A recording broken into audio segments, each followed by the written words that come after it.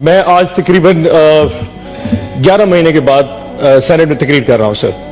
आखिरी तकरीर मैंने की थी सर तकरीबन मार्च 2023 में। मुशाहिद साहब, मैं आपकी बात और सारे सीनियर जितने बैठे हैं, ताजदा साहब आपकी भी तरह थोड़ी सी अटेंशन, बजिंदू साहब, 11 महीने बाद सर मैं यहां पे तकरीर कर रहा हूं। इस 11 महीने में मेरे साथ क्या क्या नहीं हुआ सर, उसकी थोड़ी सी बाज़गश्त होनी चाहिए। And this is very emotional sir. 9 मई का वाकया हो गया सर, 9 मई के बाद रुपोश हो गया।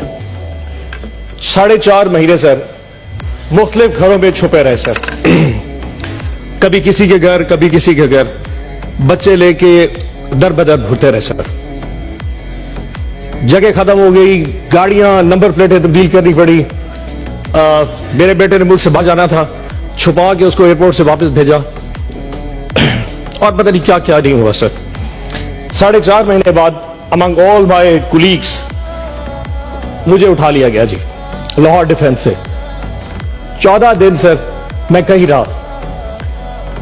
14 दिन में जो भी चिल्ला काटा सर, वापसी पे एक स्टेटमेंट दे दी थी जिसमें 20 सेकंड की एक वीडियो स्टेटमेंट दी कि मैं तहरीक इंसाफ जनूबी पंजाब की सदारत से इस्तीफा देता हूं और 9 मई की मजम्मत करता हूं, और मुझे आजाद कर दिया गया। आजाद तो हो गया सर, लेकिन एक जिंदा लाश हूं मैं। एक ऐसी जिंदा लाश जो ना सोच सकता है, ना समझ सकता है, ना बोल सकता है। मुझे नफरत होती जा रही है सर इस ऐवान में बैठ के, इस तस्वीर की तरफ देखते हुए, जो मुझे इस चीज का यकीन दिलाती है कि मैं आजाद हूं। मैं आजाद नहीं हूं। अगर मुझ में सोचने समझे की सलाहियत ये रियासत नहीं दे सकती तो मेरा यहां जीने का हक भी नहीं बनता। कौन होता है कि मुझे डिक्टेट करे कि मैं क्या कहूं और क्या सोच सकता हूं? आपको अंदाजा नहीं कि सर पिछले 6-8 महीने कितने कर्म में गुजारे हैं। सारे लोग यहां बैठ के चाय पी रहे होते थे, सेनेट का सेशन में देख रहा होता था जब मैं घर पे छुपा होता था। ये बातें करना आसान है सर। आज आप रिगिंग की बात कर रहे हैं। जो कुछ हमारे साथ हुआ है, मुझे आज तक एक प्लेटफॉर्म नहीं दिया गया। अफसोस होता है सर कि यहां बैठ के सारे बात करें रेगिंग पे, लेकिन उन बेचारे वर्करों के साथ, वो हमारे दोस्तों पीटीआई के लोगों के साथ जो कुछ हो रहा है, आज तक किसी ने उस पर बात नहीं की। सर यकीन जाने में अगर एक रुदात सुना दूंगा आप परेशान हो जाएंगे। उन 4 महीने में जब छुपा हुआ था, मेरा घर गिरा दिया गया सर, मेरी फैक्ट्री, मेरे कारोबार बंद कर दिए गए। एक छोटा सा जिम्मेदार हूं मैं सर। मेरे आमों के बाग के ऊपर जो मुस्ताजिर है, तो जो बाग संभालते हैं, उनको उठा के लेके मेरे बाग भी बर्बाद हो गए सर। और अगर बाज दिया है, जब मैं 14 दिन के बाद वापस आया, मेरी मां को फालिद हो चुका था कि मेरा बेटा शायद मर चुका होगा, लेकिन आज तक किसी ने इस ऐवान में आवाज नहीं उठाई सर। मैं इजाज चौधरी के लिए इसलिए नहीं बोलता कि मुझे उसकी तकलीफ है, मुझे इसलिए तकलीफ है कि मैं उसकी तकलीफ अब जानता हूं। एंड आई एम श्योर एक वक्त आप पे भी आएगा। आज हम पे वक्त, एक दिन आप लोगों पे वक्त आएगा। ये वक्त दूर नहीं है। डर तो बड़ा लगता है जी सर कि वापसी पे जाएंगे फिर उठा लिए जाएंगे सर, लेकिन सर अब बचे क्या है सर? वो कहते रहे सर कि हम ना बाज आएंगे मोहब्बत से, जान जाएगी और क्या होगा सर।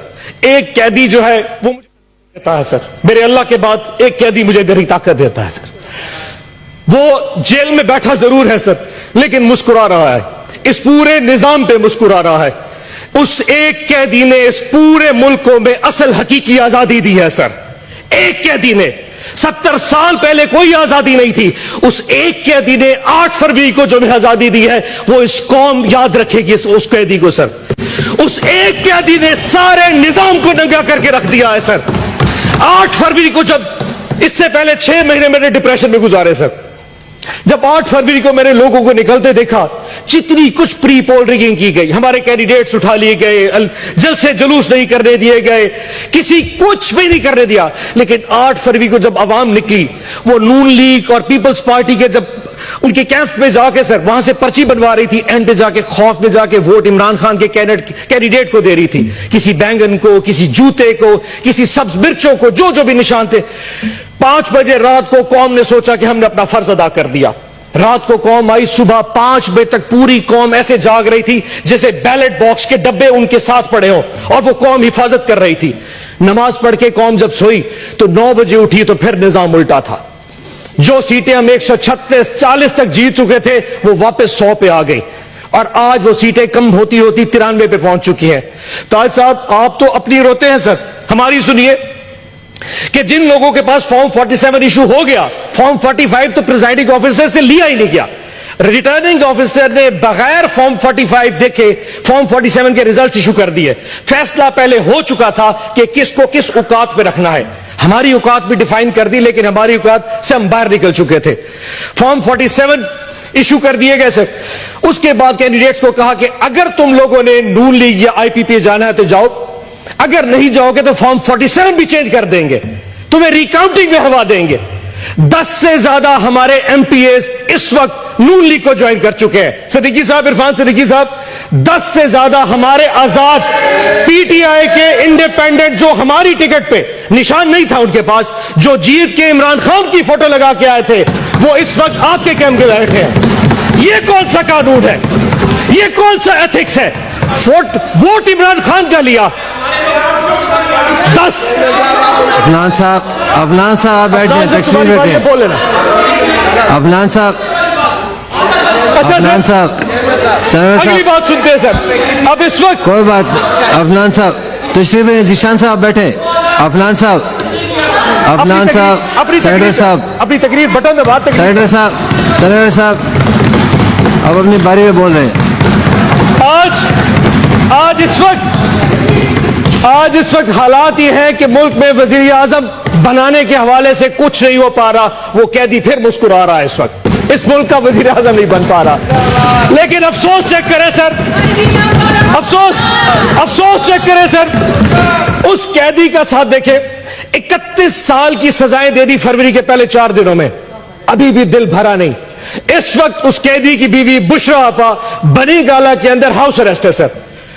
और हाउस अरेस्ट कैसा है कि पूरे एक कमरे की 4 दीवारी में उनको मैसूर कर दिया गया है और उनको खाना अडियाला जेल से आता है और उस खाने में हमेशा के जहर मिलाया जा रहा है। खान साहब बार बार लिख चुके हैं, जुल्म करना है तो कर लो, लेकिन ये कौन सा जुल्म है?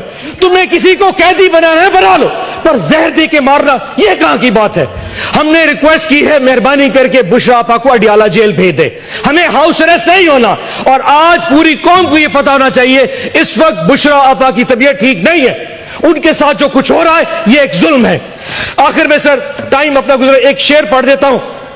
माजरत में लिखने लगा था लेकिन वो लिख नहीं सका, सो यहां मोबाइल से पढ़ूंगा, लेकिन सर आपसे इजाजत लेके। कुछ लोग तुम्हें समझाएंगे, वो तुमको खौफ दिलाएंगे।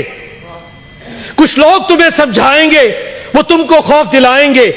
जो है वो भी खो सकता है, इस्लाम में राजन है इतने, कुछ या और भी हो सकता है, कुछ तो अक्सर होता है। कुछ और यहां हो सकता है, कुछ और तो अक्सर होता है।